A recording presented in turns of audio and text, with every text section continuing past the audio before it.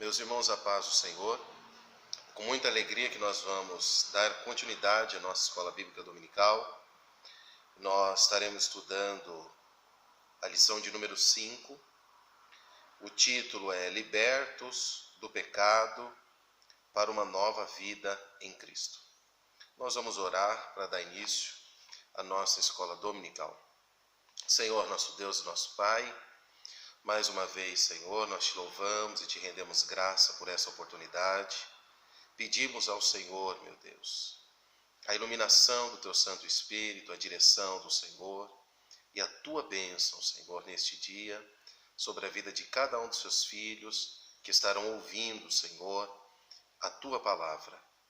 Pai, em nome de Jesus, nós oramos e te agradecemos. Amém. Então, a nossa lição, irmãos, nós estamos dando continuidade à nossa revista, que o tema é a Igreja Eleita, redimida pelo sangue de Cristo, selada com o Espírito Santo da promessa. A nossa primeira lição foi a carta aos Efésios. A nossa segunda lição foi a sublimidade das bênçãos espirituais em Cristo. Terceira lição nossa, nós aprendemos sobre eleição e predestinação. A quarta lição foi a iluminação espiritual do crente, foi a nossa lição anterior, e hoje nós estaremos dando continuidade e a nossa lição de número 5, libertos do pecado para uma nova vida em Cristo. Essa lição é muito boa porque ela trata da obra da salvação que o Senhor realizou por intermédio do Senhor Jesus Cristo. Então a nossa lição tem data de 3 de maio de 2020 e o nosso texto áureo, ele está aos Efésios, capítulo 2, versículo 4 e o versículo 5. É bom os irmãos abrirem a sua Bíblia e acompanhar o capítulo 2 da carta de Paulo aos Efésios. Versículo 4 e versículo 5, o nosso texto áureo, que diz assim: Mas Deus, que é riquíssimo em misericórdia, pelo seu muito amor com que nos amou, estando nós ainda mortos em nossas ofensas, nos vivificou juntamente com Cristo. Efésios 2, 4, 5. A verdade prática: por meio da maravilhosa graça divina, fomos libertos do pecado, perdoados e salvos da condenação, e ainda recebemos o direito à vida eterna. Então nós estaremos tratando neste dia sobre liberdade que nós temos hoje em Cristo Jesus. Éramos escravos do pecado e hoje somos livres para a glória do Senhor Jesus Cristo. Eu quero, antes de dar início na nossa leitura bíblica em classe, que os irmãos abram sua Bíblia aí aos Efésios, capítulo 6. Efésios, capítulo 6, e o versículo de número 18. Do 18 ao 22, que diz assim: E libertados do pecado, fostes feitos servos da justiça. Falo como homem pela fraqueza da vossa carne, pois que assim como apresentastes os vossos membros para servirem à imundícia e a maldade para a maldade, assim apresentai agora os vossos membros para servirem à justiça para a santificação. Porque quando éreis servos do pecado, estáveis livres da justiça. E que fruto tinheis então das coisas que agora vos envergonhais? Porque o fim delas é a morte. Mas agora, libertados do pecado e feitos servos de Deus, tendes o vosso fruto para a santificação e, por fim, a vida eterna. Agora que somos livres, libertos do pecado, temos uma nova vida em Cristo e uma vida em santificação. Outro texto é João, capítulo 8,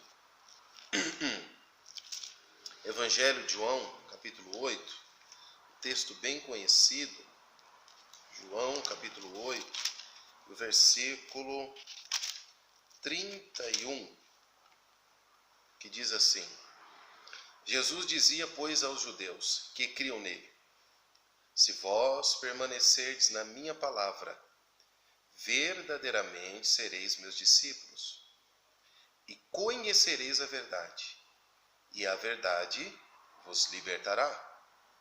Responderam-lhe, agora é por parte da liderança dos judeus. Eles vão questionar Jesus. Versículo 33. Responderam-lhe, somos descendência de Abraão, e nunca servimos a ninguém. Como dizes tu, sereis livre? Jesus responde. Respondeu-lhe Jesus, em verdade vos digo, que todo aquele que comete pecado é servo do pecado. O pecado torna-se seu senhor, e ele está sujeito ao que o seu senhor lhe ordena. Versículo 35. Ora, o servo não fica para sempre em casa, o filho fica para sempre. Se, pois, o filho vos libertar, verdadeiramente sereis livre. Então Jesus deixa algo claríssimo aqui, que somente o filho tem poder para libertar o ser humano do pecado. Então o pecado se torna senhor do homem, e o homem obedece todas as suas ordens. O homem está sujeito às suas ordens, à inclinação para o mal. Mas, chegando à pessoa de Cristo, que é a verdade, quando o homem conhece a verdade, ele sendo filho, ele liberta qualquer ser humano da escravidão, do pecado, e o homem se torna livre para agora fazer a vontade de Deus e servi-lo em santificação. O nosso texto áureo que nós lemos, aos Efésios 2, 4, 5, diz assim: mas Deus, que é riquíssimo em misericórdia, observe, isso aqui nós devemos frisar muito bem, que Deus é riquíssimo, abundância de misericórdia, pelo seu muito amor que nos amou, estando nós ainda mortos em nossas ofensas. Nós vamos aprender a respeito da palavra ofensa, a respeito da palavra pecado, a hamartia. Nos vivificou juntamente com Cristo. Então nós estávamos mortos e Ele nos deu vida. Espera aí, se nós estávamos mortos, como um morto ouve a voz de alguém se ele está morto? Então essas coisas nós vamos aprendendo ao decorrer da nossa lição. A verdade prática diz assim: por meio da maravilhosa graça divina, fomos, primeiro, libertos do pecado. Então, o pecado não tem mais domínio, ele não é mais o Senhor. Perdoados. Então, tudo que cometemos contra Deus foi apagado, perdoado completamente, e salvos da condenação. Então, há uma condenação para todos aqueles que estão vivendo, nós vamos aprender dentro dessa lição, no curso deste mundo, sem Jesus, sem perdão, sem um Salvador, há uma condenação. E também ainda recebemos o direito à vida eterna. Então algumas pessoas ainda têm essa dúvida. Olha, eu estou buscando a salvação, porque eu ainda não tenho a vida eterna. No momento em que recebemos a Cristo como Salvador, nós aprendemos nas lições anteriores que nós já temos a vida eterna, nós já somos salvos.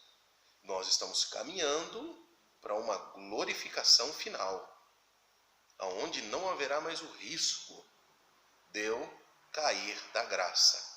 Mas agora já aceitei a Cristo como Salvador. Sou salvo. Estou caminhando no processo de santificação.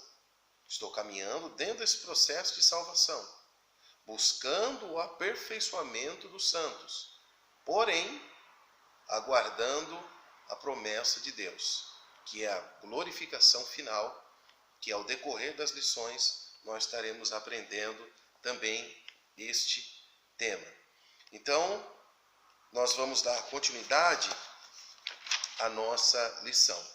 A leitura bíblica em classe, irmãos, está aos Efésios, capítulo 2, do 1 ao 10. Leitura bíblica em classe aos Efésios 2, do versículo 1 ao 10. É bom os irmãos acompanhar na sua Bíblia. Diz assim: E vos vivificou, estando vós mortos em ofensas e pecados.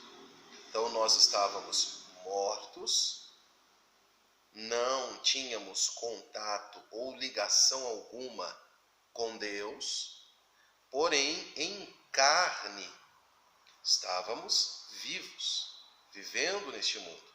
Mas quando a Bíblia trata de morte, neste sentido, fala do desligamento que o homem está em relação a Deus. Deus é santo e o homem pecador. Romanos 3 e 23, eu vou abrir aqui rapidinho, Romanos 3 e 23, diz assim: Porque todos pecaram e destituídos, afastados, estão da glória de Deus. Então, devido ao pecado, o homem está afastado da glória de Deus. Então, o homem está morto, morto espiritualmente, não compreende e não entende as coisas de Deus. Ele precisa de vida. Isso não significa que o morto espiritualmente não possa ouvir a palavra de Deus e ouvir a Deus. Se ele não pudesse ouvir a palavra de Deus e nem ouvir a Deus, como ele vai se converter? Então precisamos entender bem essa palavra de mortos. Esse morto é que nós estávamos desligados de Deus, afastados por causa dos nossos pecados.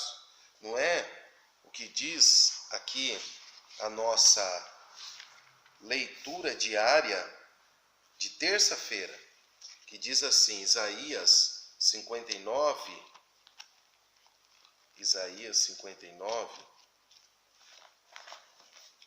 do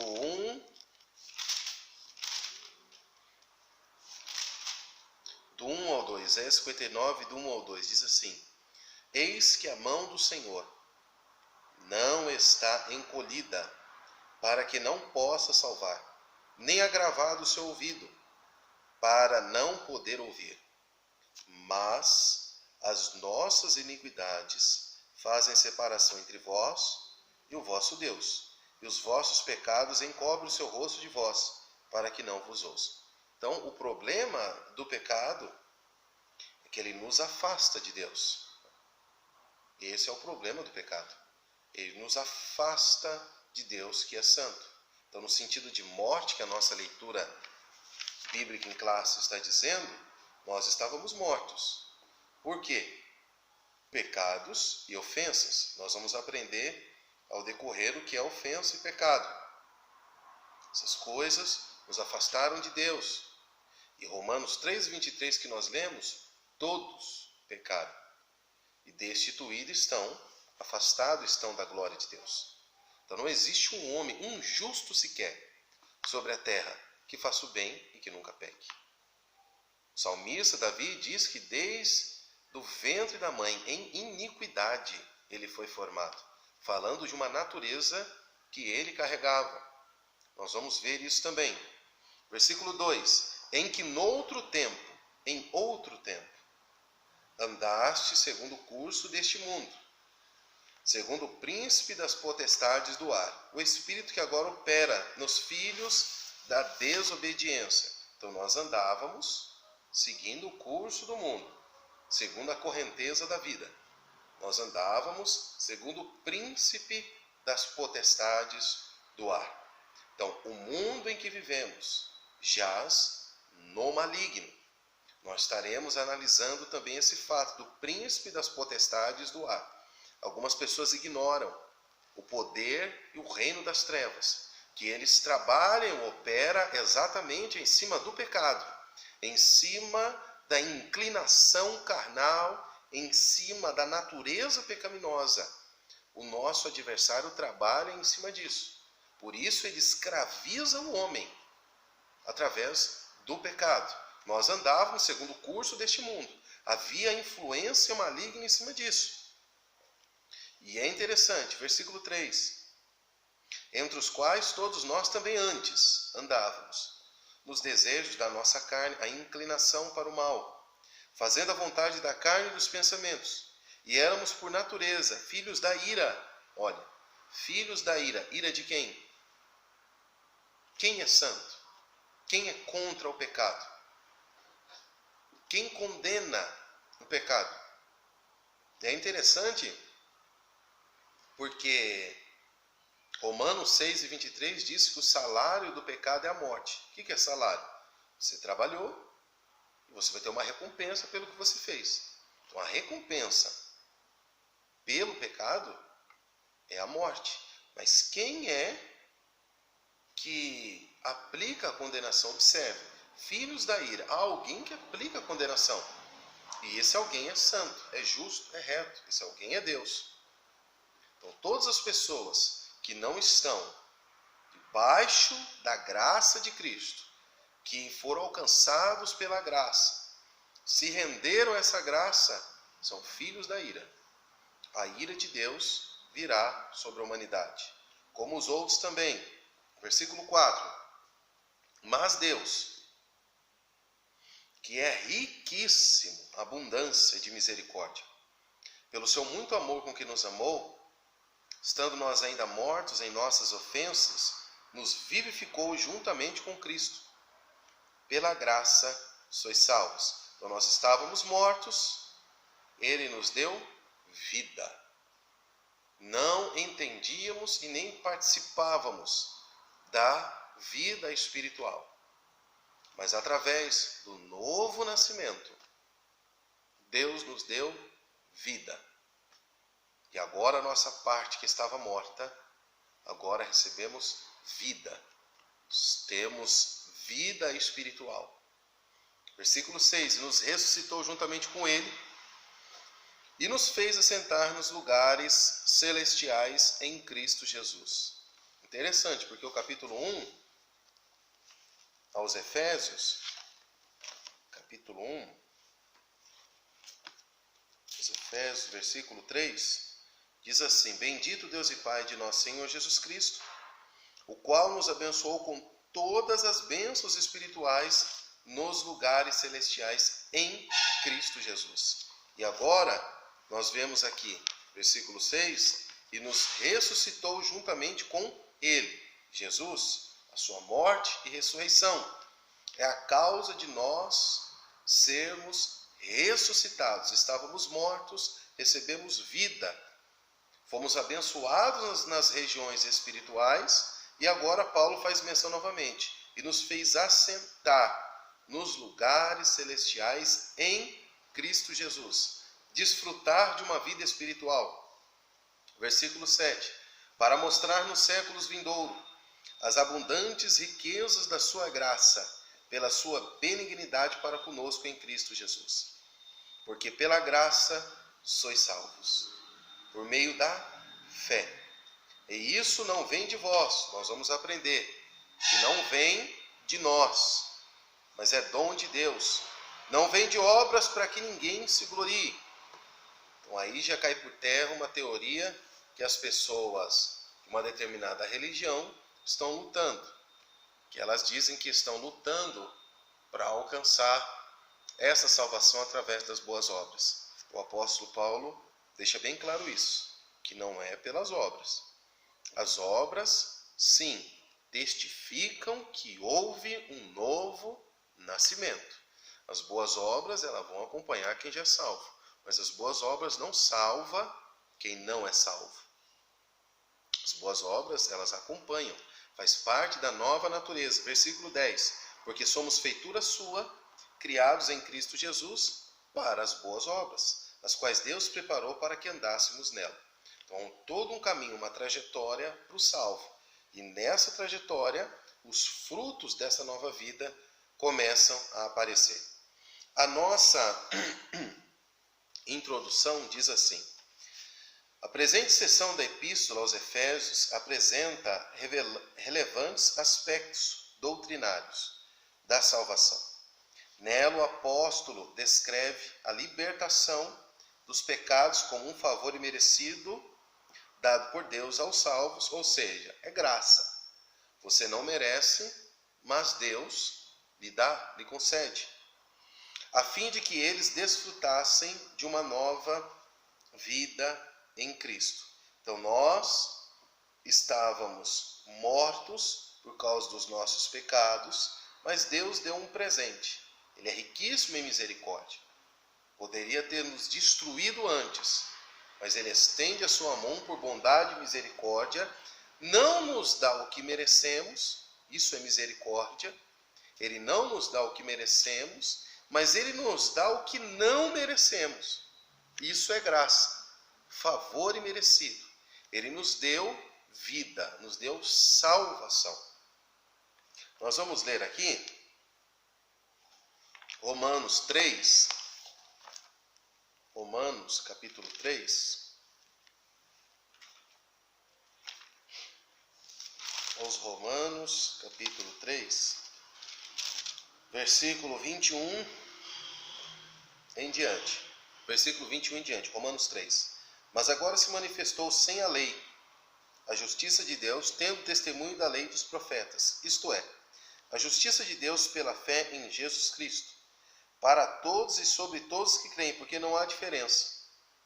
Porque todos pecaram e destituídos estão da glória de Deus, sendo justificados gratuitamente, é de graça. Como que eu me torno justo? Diante de Deus, diante da lei de Deus, perdoado completamente de todos os seus pecados.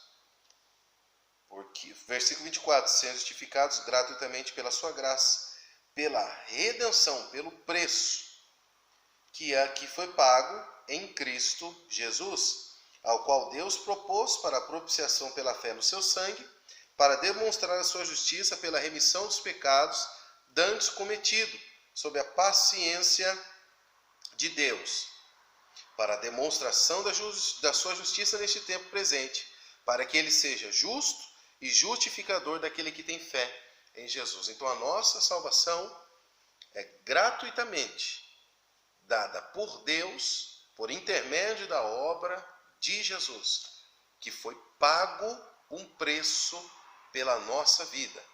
Nós estávamos condenados, éramos filhos da ira por causa dos nossos pecados, mas Deus, que é riquíssimo em misericórdia, nos alcançou através da sua graça, de um favor imerecido, que foi a pessoa bendita de Jesus Cristo. A nossa revista, o tópico 1, diz assim: a antiga natureza morta em ofensas e pecados. Esse tema tem dois subtópicos. A antiga natureza morta em ofensas e pecados. No início da epístola, o apóstolo Paulo lembra que antes da regeneração estávamos mortos em ofensas, pecados, e éramos por natureza filhos da ira. Vamos lá ver novamente, Efésios 2, 1 e 3. Diz assim: vos ficou estando vós mortos em ofensas e pecados, em que no outro tempo nós andávamos segundo o curso do mundo, segundo os poderes das trevas. Versículo 3, o finalzinho. E éramos por natureza filhos da ira. Então estávamos debaixo da ira divina. Estávamos debaixo da ira de Deus. Observe bem, irmãos, para nós não fazermos bagunça pensando que quando Jesus morreu, ele pagou um preço para Satanás, como se o diabo tivesse essa autoridade de que Jesus chegasse até ele, pagasse o preço através do seu sangue e dissesse: Satanás, está aqui, Satanás, o meu sacrifício, eu estou pagando o preço e agora você me dá o Marcos agora o Marcos é meu. Não existe isso. Quando Jesus morre, ele paga um preço não a Satanás, mas à justiça de Deus, que nos condenava. Éramos filhos da ira, por quê? Porque a justiça de Deus desceria sobre nós como homem. Lembra do jardim do Éden que Deus disse a Adão? O dia em que você comer, certamente morrerá. Então, quando Jesus vem e morre, ele morre e paga um preço à justiça divina, a justiça de Deus. Vamos dar continuidade aqui à nossa lição. Outro texto também, Colossenses, aos Colossenses, para nós darmos seguimento.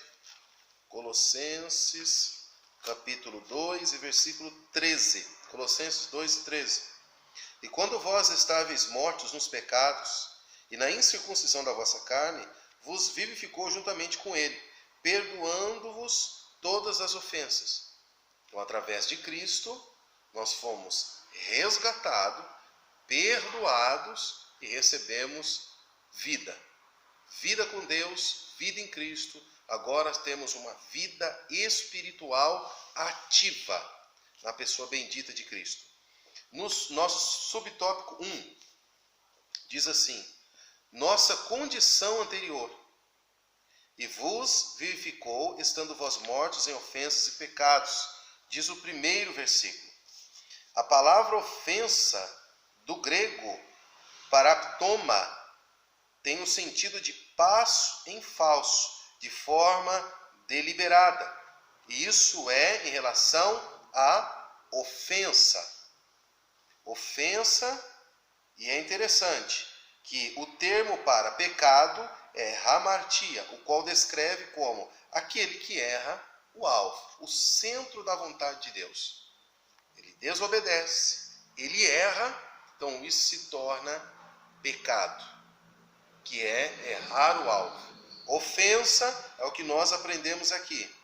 Passo em falso, de forma deliberada. É uma falha, é um erro. E é interessante que nós temos alguns textos aqui para nossa meditação. Isaías, que nós lemos agora, Isaías 59:2, que fala que os nossos pecados, que o pecado, os nossos pecados, os pecados da raça humana, fazem separação entre o homem e Deus, entre Deus e o homem. Isso nos afasta da presença de Deus. Outro texto também interessante é Tiago 1,15.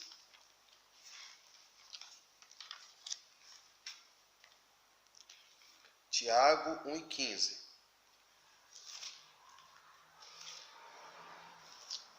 Depois, havendo a concupiscência, o desejo concebido, dá a luz ao pecado, que é errar o alvo, errar o centro da vontade de Deus. Sendo o pecado consumado, gera a morte espiritual, o desligamento da presença de Deus e possivelmente uma morte eterna, que é uma condenação. Então, quando o pecado entrou no mundo, entrou a morte física, que o homem começou a contar os seus dias de vida. Então, se começa a contar os dias de vida é porque logo vai findar. Senão não teria necessidade de você contar os dias de vida. Morte física, morte espiritual, um desligamento da presença de Deus. E morte eterna, que nós chamamos de uma condenação eterna, que muitas seitas não querem acreditar, que há uma condenação eterna. Vamos dar continuidade aqui à nossa lição. Primeiro, nós entendemos o que é esse conceito de ofensa e pecado. Errar o alvo, errar o centro da vontade de Deus, desobedecer. à vontade de Deus. Isso se torna pecado, erro, falha. Tudo isso está ligado. E agora, o nosso subtópico 2 diz assim: nossas ofensas e pecados. A má conduta em que no outro tempo andastes é descrita por Paulo por meio de metáfora do ato de andar. Então ele faz essa menção, né, nesse versículo 2, aos Efésios 1 e 2, no sentido de andar segundo o curso do mundo. Ele usa essa figura de linguagem, essa comparação, andar, que significa você estar praticando, convivendo, você vive sobre aquilo. Nós andávamos segundo o curso deste mundo, segundo o modelo, o padrão deste mundo. E éramos, por natureza, filhos da ira. Refere-se às atitudes erradas adotadas na vida passada do salvo, antes da regeneração. Então, dentro desse subtópico 2, nós temos a letra A, B e C. A letra A diz assim: andaste segundo o curso do mundo, segundo o príncipe da potestades do ar. A letra B. E a letra C, andávamos fazendo a vontade da carne dos pensamentos. Então, a letra A, andaste segundo o curso deste mundo. Então, da forma ou padrão em que o mundo nos apresentava de vida, o modelo de vida, nós andávamos de acordo com ele. Caminhávamos desenfreado dentro dessa esfera de vida. Os costumes eram praticados conforme o sistema mundano na época, tais como a imoralidade, o furto, a mentira, a idolatria, o adultério, ira, peleja, dissensões. Então, tudo isso era a nossa forma de viver. E Romanos 12, 2 diz assim: Romanos 12, 2 diz assim: e não sede conformados com este mundo, não se conforme com o modelo deste mundo, mas sede transformados pela renovação do vosso entendimento, para que experimenteis qual seja boa, agradável e perfeita a vontade de Deus. Então, o mundo ele tem uma forma, e nós éramos moldados exatamente nessa forma. Mas agora nós não andamos mais segundo o curso dele, segundo o caminho. A nossa mente foi transformada pela pessoa do Senhor Jesus Cristo. E a letra B, andaste segundo o príncipe da potestade. Uma alusão a Satanás, que exerce autoridade sobre os poderes do mal. E indica que os agentes malignos têm a capacidade de influenciar os homens, e desobedientes e incrédulos. Então nós aprendemos aqui que existe dentro deste texto que nós andávamos segundo o curso desse mundo, segundo o príncipe das potestades do ar. Nós aprendemos, segundo esse texto, que existe a operação do mal. Segundo aos Coríntios 4 e 4, diz assim, segundo aos Coríntios 4 e 4, diz assim: nos quais o Deus desse século cegou os entendimentos dos incrédulos, para que lhes não resplandeça a luz do evangelho da glória de Cristo, que é a imagem de Deus. Ora, quem é o Deus desse século que cega o entendimento das pessoas, para que não lhes resplandeça a verdade do evangelho? Exatamente o nosso inimigo, o nosso adversário. Os poderes malignos que operam, sim. Opera. Eu vou ler mais alguns textos com os irmãos. 1 de João, capítulo 5.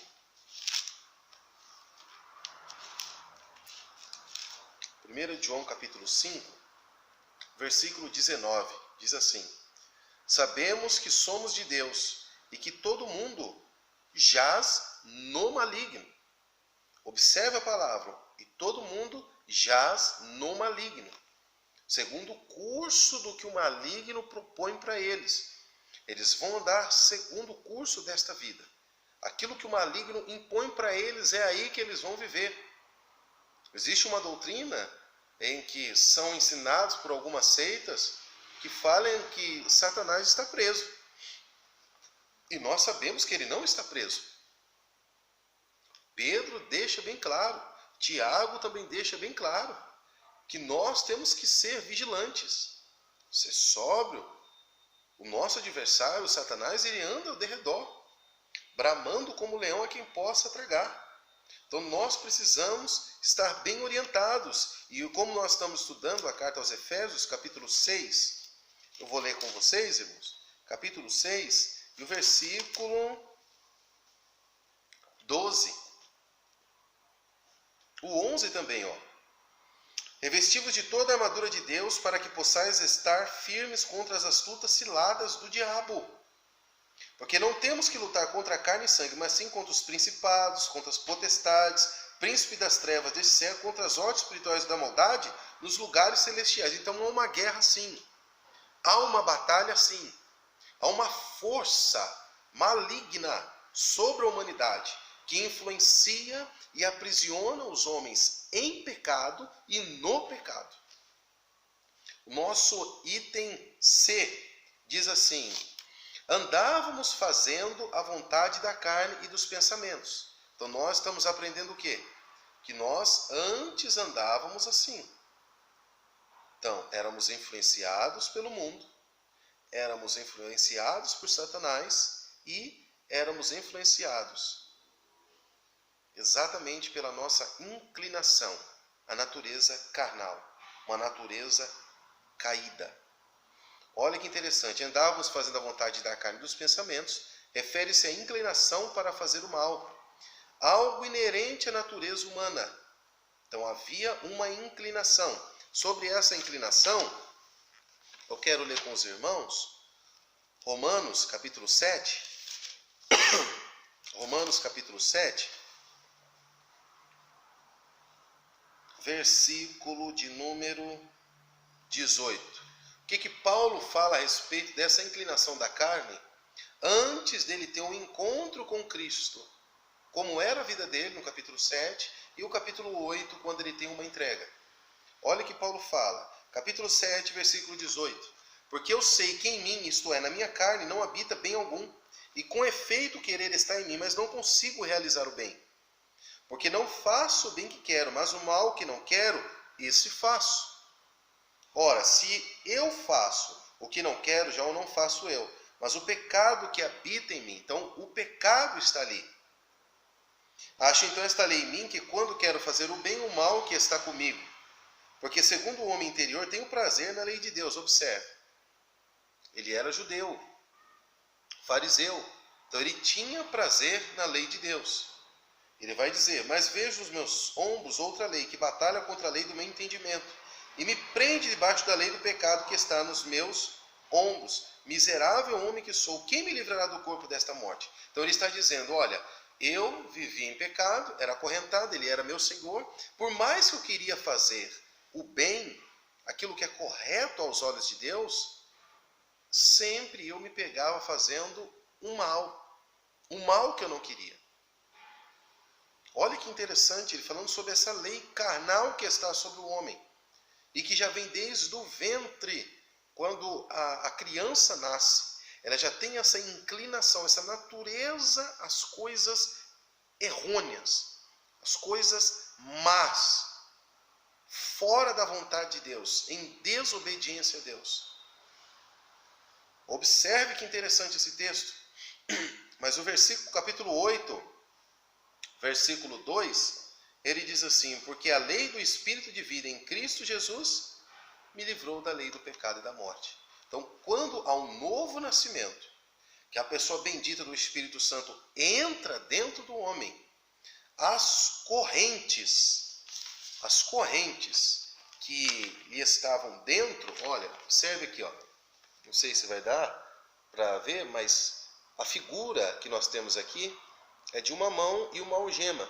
Então, essa algema, ela é quebrada. No sentido do quê? Do nosso coração. Antes não tínhamos Cristo, mas quando recebemos a Cristo, aquela algema que estava dentro do nosso coração, que era a natureza caída, ela é quebrada. Então agora eu consigo obedecer a Deus. Consigo fazer a vontade de Deus. por causa da obra redentora de Cristo. Então é impossível o homem sem Deus fazer a vontade de Deus, fazer ou andar em conformidade com a palavra de Deus, por causa do pecado que é seu senhor. Isso não significa que a pessoa não vai fazer coisas boas, irmãos. Não é isso. O que eu estou falando é o desligamento de Deus, a sua inclinação moral às coisas erradas. Então, nesse sentido, ele tem um senhor. E ele precisa ser quebrado essa algema. Só através da verdade. Se o Filho vos libertar, verdadeiramente sereis livres. Mas enquanto a pessoa não estiver ou não tiver o encontro com a pessoa de Cristo, ele não terá essa novidade de vida, essa nova vida que a pessoa pode receber através da pessoa bendita de Cristo. Olha onde que nós andávamos. Ainda Romanos, vamos um pouquinho para o capítulo 1. Já vou sair desse tópico já. Andávamos fazendo a vontade da carne e do pensamento. Olha que interessante. Éramos filhos do quê? Filhos da ira. Romanos capítulo 1. Eu vou adiantar um pouquinho o texto, mas seria interessante se você conseguisse ler do versículo 18 até o versículo 32. Bem pausadamente. Mas eu vou ler do versículo 28 em diante. A respeito dos homens que têm essa inclinação ao mal. Versículo 28. E como eles não se importaram de ter conhecimento de Deus, assim Deus os entregou a um sentimento perverso, para fazerem coisas que não convêm, estando cheios de toda iniquidade, fornicação, malícia, avareza, maldade, cheios de inveja, homicídio, contenda, engano, malignidade, sendo murmuradores, difamadores, aborrecedores de Deus, injuriadores, soberbos, presunçosos, inventores de males, desobedientes aos pais e às mães, nécios, infiéis dos contratos, sem afeição natural, irreconciliáveis, sem misericórdia, os quais, conhecendo o juízo de quem? De Deus, que são dignos de morte, os que tais coisas praticam. Não somente as fazem, mas também se agradam dos que a fazem. Eles consentem, eles batem palma. Então a nossa situação era essa, devido à inclinação da carne. Éramos filhos da ira de Deus. O nosso tópico 2, irmãos, diz assim: vivificados pela graça, recebemos vida imerecida. Deus nos deu vida pela sua bondade. Diz assim: por ato de bondade e misericórdia, estando nós ainda mortos em pecados, Deus imensamente nos amou e por isso nos vivificou por meio de sua graça. Então Deus nos concedeu vida espiritual. Estávamos mortos, mas Deus, que é riquíssimo em misericórdia, nos concedeu vida. Então estávamos mortos, recebemos vida de Deus. Isso é lindo, isso é maravilhoso. Ele nos fez participantes da natureza divina. Ele nos deu vida eterna. Nossa parte espiritual estava morta, mas agora reviveu. Vamos lá, subtópico 1. Tem 3 subtópicos. O tópico 2. Primeiro subtópico: alcançados pela misericórdia e pelo amor divino. Como eu disse aos irmãos, misericórdia é Deus não lhe dar o que você merece. Diz assim: após constatar a situação da humanidade sob a ira de Deus, Paulo passa a descrever os atos divinos de amor e de misericórdia que alteraram o quadro caótico da raça humana. Por isso eu falo que é misericórdia. Nós não recebemos o que merecíamos receber, isso é misericórdia. O que merecíamos receber se éramos filhos da ira? A ira de Deus, a condenação de Deus. Por isso que quando Jesus está no Getsêmani e que ele está caminhando à cruz, que ele faz a oração, ele fala: Pai, se possível for, passa de mim este cálice. Que cálice é esse? É o cálice da ira divina. Porque a ira de Deus, que viria sobre nós que somos pecadores, caiu sobre Cristo. Por isso, Isaías 53 fala que ele foi moído pelas nossas transgressões. O castigo que nos traz a paz hoje estava sobre ele, sobre a pessoa de Jesus. Então, quando Jesus ora sobre o cálice, ele está falando sobre o cálice da ira de Deus que viria sobre ele. E isso é importantíssimo nós entendermos. Que misericórdia. Nós não recebemos o que deveríamos receber, irmão. Deveríamos ser condenados. Mas Deus, que é misericordioso, o tanto que nos amou, nos concedeu vida. E isso é graça, favor imerecido. Vamos lá, começando com o conjunto adversativo, apóstolo declara exultante. Mas Deus, que é riquíssimo, nós precisamos frisar muito bem isso. Riquíssimo, abundante misericórdia. Não é o que Jeremias fala em Lamentações 3 de Jeremias? Que as misericórdias do Senhor são a causa de nós não sermos consumidos. Já éramos para ser consumidos, mas a misericórdia do Senhor nos alcançou. João 3,16, que é o texto áureo da Bíblia, João 3,16, diz assim: porque Deus amou o mundo de tal maneira, esse tal, ninguém consegue explicar, esse amor de Deus. Deus amou o mundo de tal maneira que deu o seu Filho unigênito, para que todo aquele que nele crê não pereça, mas tenha a vida eterna. Então nós estamos identificando aqui a vontade de Deus, que a vontade de Deus é que o homem não pereça, que o homem não seja condenado, embora a sua justiça, ele sendo santo, a sua justiça exige condenação. Por isso ele apresenta o seu Filho para morrer em nosso lugar, para que a justiça de Deus fosse satisfeita. Então observe Romanos 5, aos Romanos capítulo 5, diz assim, versículo 8: mas Deus prova o seu amor para conosco. Então não ficou só em palavras, que Deus ama o ser humano, que Deus é riquíssimo em misericórdia. Versículo 8: mas Deus prova o seu amor para conosco em que Cristo morreu por nós, sendo nós ainda pecadores. Então nós éramos inimigos de Deus, por causa dos nossos pecados. Olha que interessante, versículo 10. Porque se nós, sendo inimigos, fomos reconciliados com Deus. Então nós éramos inimigos. E o próprio Deus nos reconcilia consigo através do seu Filho, que morreu em nosso lugar. Então nós somos alcançados pela misericórdia e pelo amor divino. E ainda tem gente que duvida que Deus ama. Deus nos ama, irmãos. Deus nos ama. Deus te ama. Independente da tua situação que você esteja passando. Você não recebeu o que era para receber. Mas você só tem recebido aquilo que não era para você receber. O que era para você receber era condenação. Mas o que Deus tem te concedido é perdão dos seus pecados, vida eterna e direito de um dia morar no céu e ainda receber uma herança que está proposta para você, meu irmão e minha irmã. Deus nos ama. Subtópico 2. Vivificados por sua graça.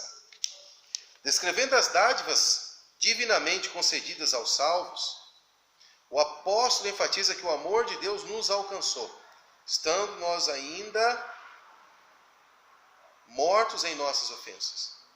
Isso significa que não éramos merecedores desse amor,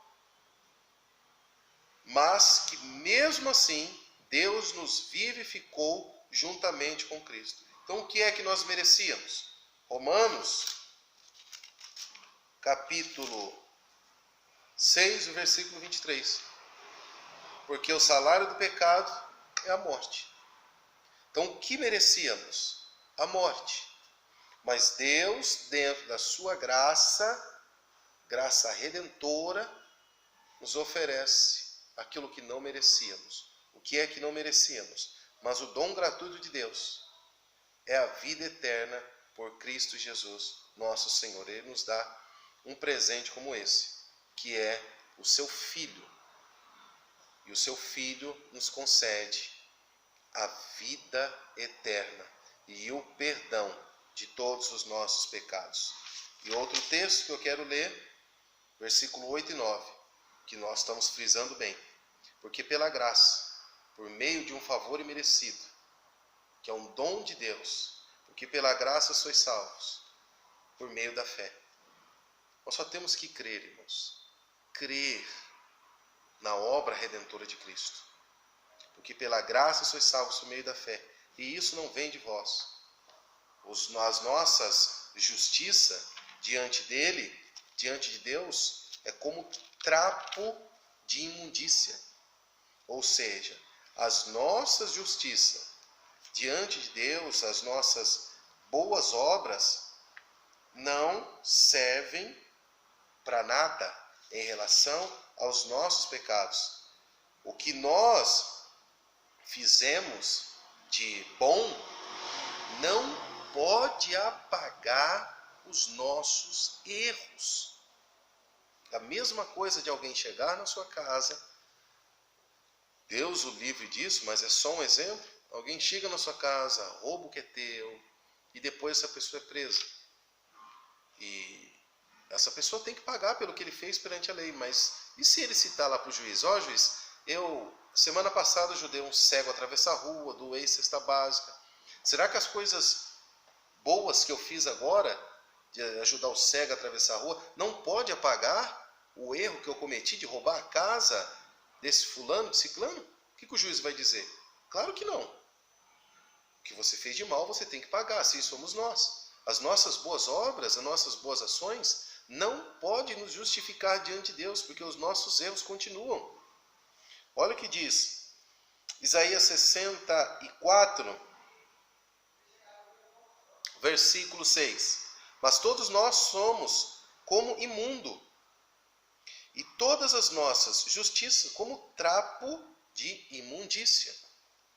Diante de Deus, a nossa justiça é como trapo de imundícia. Nós precisamos da obra de Cristo. Precisamos da obra perfeita, da justiça perfeita, que é aceita através da obra de Cristo. Vamos dar continuidade aqui, ainda a nossa lição. Agora, subtópico 3. Exaltados por sua graça. O apóstolo dos gentios ainda destaca que o poder de Deus nos ressuscitou juntamente com ele e nos fez assentar nos lugares celestiais em Cristo. Olha que coisa gloriosa, irmãos. Há uma lição anterior, acho que foi 2 lições atrás, eu falei sobre isso. Que a graça de Deus, ela vem como um pacote para nós, um presente. Sabe a mexerica que tem vários gomos? Nós somos tão abençoados que nós não temos ciência disso. Nós não somente recebemos Jesus como Salvador, mas quando recebemos Jesus como Salvador, recebemos um pacote de bênçãos que não merecíamos e que Deus nos concedeu dentro desse pacote. Ele nos fez assentar em regiões celestiais. Nos abençoou com todas as sortes espirituais. Olha, vamos ler o subtópico. Observe que a palavra juntamente indica que Deus concede ao homem os mesmos benefícios alcançados por Cristo. A ressurreição, a vida eterna e o galardão nos céus. Assim, ao conceder tais bênçãos aos homens, Deus mostrou as abundantes riquezas da sua graça. Desse modo, ratificamos que a salvação e seus privilégios são conferidos pela imensurável graça de Deus, o favor divino e merecido. Então, dentro desse pacote da graça, nós estamos sendo abençoados diariamente, constantemente. Aqueles que morreram em Cristo Jesus continuam dentro dessa bênção, porque vão ressuscitar, assim como Cristo ressuscitou, eles também vão ressuscitar. Nós seremos transformados e glorificados. Somos herdeiros do céu e cordeiro com Cristo. Então nós somos muito abençoados, irmãos, pelo nosso Senhor e Salvador Jesus Cristo. Nosso tópico 3 diz assim: a salvação não vem das obras. Em Efésios 2, do 8 ao 10, Paulo revela que a salvação não depende de obras humanas. Porque pela graça sois salvos por meio da fé. Porém, uma vez salvo, o crente deve praticar as boas obras. Nós precisamos frisar muito bem isso, que as nossas obras não são para nos salvar, mas as obras que praticamos boas faz juros à vida que recebemos de Deus. É consequência de uma nova vida com Deus. Ou seja, você conhece os frutos pela árvore. Então, vamos lá. Graça como meio da salvação. A salvação inclui a libertação da morte, da escravidão do pecado, da ira vindoura. Ao mesmo tempo, permite ao salvo desfrutar de todas as bênçãos espirituais descritas. Portanto, a salvação é o livramento do poder da maldição do pecado e da morte. A restituição do homem à comunhão com Deus. Uma bênção concedida a todos que recebem a Cristo como Salvador. Então, nós precisamos entender que esta graça nos alcançou, esse favor nos alcançou, e não foi por nossas obras. Não é mérito nosso, mas é dom de Deus. Eu quero ler aqui em Salmo 103. Salmo 103 diz assim: bendiz a minha alma ao Senhor, e tudo que é em mim, bendiga o seu santo nome. Bendiz a minha alma ao Senhor, e não te esqueças de nenhum de seus benefícios. Ele é o que perdoa todas as tuas iniquidades, que sara todas as tuas enfermidades, que redime a tua vida da perdição e te coroa de benignidade e de misericórdia. Louvado seja Deus. Então, Deus é riquíssimo em misericórdia. A sua graça nos alcançou.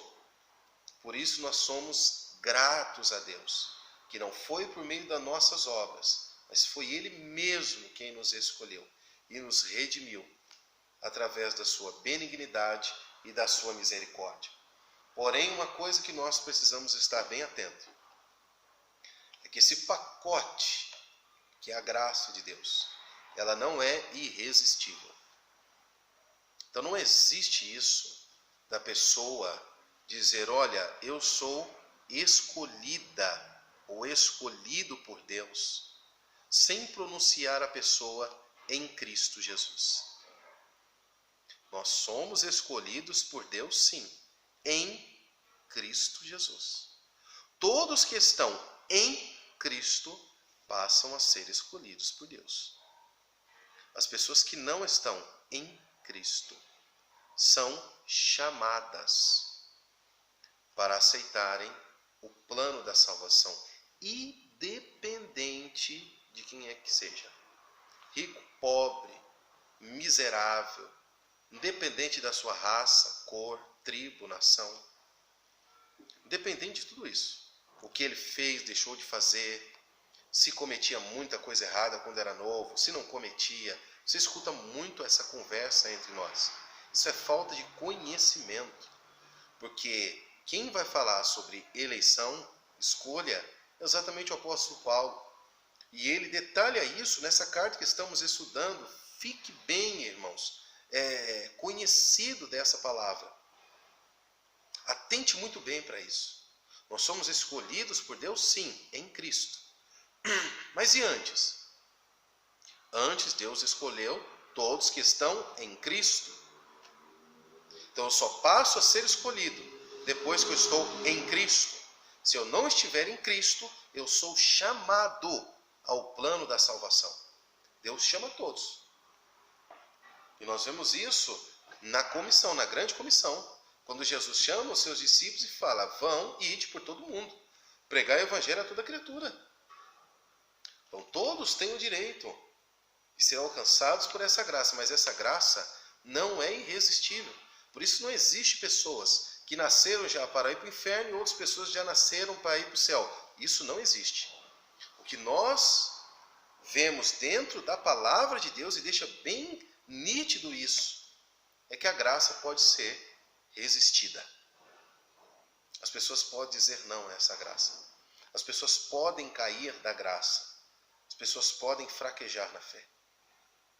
Como também as pessoas podem aceitar a fé, se tornarem eleitas e predestinadas ao céu de glória. Atos capítulo 7,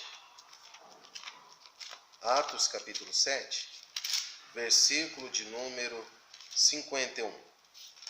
Atos 7 e o 51, diz assim, Estevão falando, homens de dura cerviz, incircuncisos de coração, eu ouvido, vós sempre resistis ao Espírito Santo. Então, essas pessoas, o texto deixa bem claro, que eles resistiam. Resistiam a quem? Ao próprio Deus. Eles resistiam à pessoa do Espírito Santo. Segundo aos Coríntios 6, versículo 1 em diante. E nós, cooperando também com ele, vos exortamos a que não recebais a graça de Deus em vão. Pode cair da graça. Então a graça não é irresistível. É dom de Deus. Nós aceitamos se quisermos. Mas tanto podemos rejeitar essa graça, esse favor de Deus, e sermos condenados, como também podemos cair dessa graça, se não atentarmos para uma tão grande salvação que nos foi apresentada. Aquele que está de pé, cuide, olhe para que não caia. Subtópico 2, obras como evidência de salvação, como eu disse. Você conhece a árvore pelo fruto. Aqui Paulo usa duas negações para endossar a origem da salvação. A primeira expressão, isso não vem de vós. Trata da salvação pela graça que provém de Deus e somente de Deus.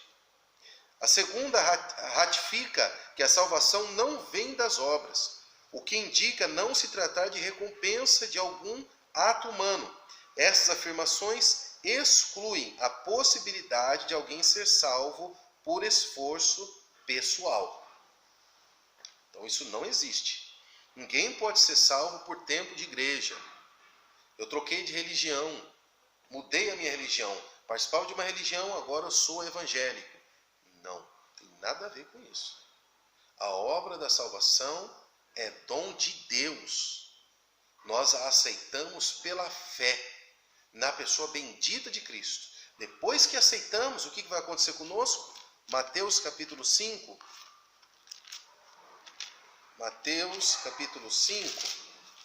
versículo 13 em diante diz assim, vós sois o sal da terra. E se o sal for insípido, que se há de salgar? Para nada mais preste, senão para se lançar fora e ser pisado pelos homens. Vós sois a luz do mundo. Não se pode esconder uma cidade ficada sobre um monte, nem se acende a candeia e se coloca debaixo do alqueire, mas no velador e dá luz a todos que estão na casa. Assim resplandeça a vossa luz diante dos homens, para que vejam as vossas boas obras e glorifique a vosso Pai que está no céu. Então, depois desse encontro que nós temos com Cristo, as nossas obras começam a glorificar a Deus. Por quê? Porque essas obras são frutos de um novo nascimento. Aos Efésios 2 e 10, porque somos feitura sua, criados em Cristo Jesus, para as boas obras, as quais Deus preparou para que andássemos nela. Então Deus, através da obra redentora, Ele nos dá uma nova vida, um novo caminho. Segundo aos Coríntios ainda, 5:17. Segundo aos Coríntios 5:17. Assim que se alguém está em Cristo, nova criatura é. As coisas velhas já passaram, a vida passada fica para trás, eis que tudo se fez novo. Então, as nossas obras agora serão novas. Viveremos em novidade de vida. Versículo 18. E tudo isso provém de Deus, que nos reconciliou consigo mesmo por Jesus Cristo e nos deu o ministério da reconciliação. Então isso vem de Deus, é obra de Deus. As nossas boas obras hoje que praticamos são obras que seguem os salvos. São essas obras que seguem aos salvos. Desde uma vida de piedade, que é uma vida de devocional com Deus, a uma vida de boas obras aos olhos da sociedade. Tudo isso vem como resultado de um novo nascimento, de uma nova natureza. Mas e a natureza passada? Ela ainda está aqui. A diferença é que hoje eu consigo dizer não ao pecado, não à inclinação da carne. Consigo, através do poder de Deus que estudamos a semana passada, que está sobre nós, esse poder que ressuscitou Jesus e que está sobre nós, nos dá condição de dizer não ao pecado e sim à vontade de Deus. E assim nós mortificamos. O que é mortificar? É dizer não à inclinação nossa carnal e sim à vontade de Deus. Uma pessoa que não nasceu de novo, ele não consegue fazer isso. A sua inclinação sempre é para as coisas más, nunca para o centro da vontade de Deus. Mas essa inclinação das coisas boas agora, de andar em novidade de vida, do fruto do Espírito aparecer, é em relação ao novo nascimento, que eu recebi através do dom gratuito de Deus. E não vem de mim, é dom de Deus. Mas Marcos, a salvação é pela graça, sim. E o céu? O céu é tomado à força, através da sua dedicação e do seu esforço, com o poder que está sobre você. Você passa como salvo em Cristo Jesus a lutar diariamente, a renunciar-se a si mesmo, e assim negando a natureza carnal, fazendo com que ela fique mortificada e vivendo a cada dia em novidade de vida. Aí sim, o céu é tomado à força, porque haverá uma dedicação nossa. Por isso que eu li 2 Coríntios 6, que é possível cair da graça se nós não estivermos vigilantes e não manter a nossa comunhão com Deus, ligados a Deus. Temos o poder de Deus sobre nós para estar lutando constante contra o mundo que nós vemos aqui, contra a inclinação da carne e contra os poderes malignos desta vida. Mas nós temos força de Deus, já nascemos de novo, temos a vida eterna, somos salvos, mas estamos lutando agora, através do poder de Deus, para permanecermos salvos e sermos glorificados com Cristo Jesus. E que as nossas boas obras, que nós praticamos diariamente, como resultado da nova vida com Deus, possam glorificar o Pai diariamente. A nossa conclusão: antes da regeneração, éramos filhos da ira e condenados à perdição eterna. Por ato do amor divino, por meio da sua maravilhosa graça, nos tornamos filhos por adoção. Essa gloriosa salvação nos foi concedida independente de nossas obras. Então isso foi dom de Deus. E para terminar, eu vou deixar aqui para os irmãos 1 Pedro 2:12, que diz assim: tendo o vosso viver honesto entre os gentios, para que naquilo em que falam mal de vós, como de malfeitores, glorifiquem a Deus no dia da visitação, pelas boas obras que em vós observem. Então nós seremos vistos pelas pessoas, e essas boas obras que glorifiquem a Deus, que glorifiquem o Pai. Que Deus abençoe a sua vida ricamente e que os irmãos continuem orando para que o Senhor continue conservando a tua vida, a tua família, a minha família, as nossas vidas debaixo da graça de Deus. Maior é o que está conosco do que o que está no mundo lá fora. Oremos a Deus. Senhor, nosso Deus e Pai, mais uma vez nós te agradecemos pela rica oportunidade que o Senhor nos deu de participarmos de mais uma escola bíblica dominical. Abençoa todos os seus filhos, em nome de Jesus. Amém.